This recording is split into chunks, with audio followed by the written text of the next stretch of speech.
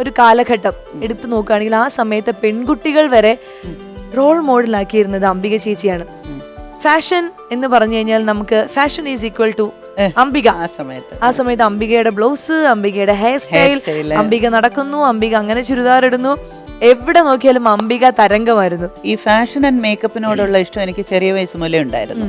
ഞാൻ പറഞ്ഞില്ലേ, അത് ഞാൻ സ്കൂളിൽ പോകുമ്പോൾ പോലും എന്താ പറയുന്നത്, ഭംഗിയും ഡ്രസ്സിങ്ങും വളരെ ഇതായിട്ടുള്ള ഇതാണ്. പിന്നെ ഈ പറഞ്ഞ പോലെ ഡ്രസ്സിങ് എന്ന് പറഞ്ഞു കഴിയുമ്പോൾ ഭയങ്കര പേസ്റ്റൽ, ഭയങ്കര സോബർ കളേഴ്സ് അങ്ങനെയല്ല.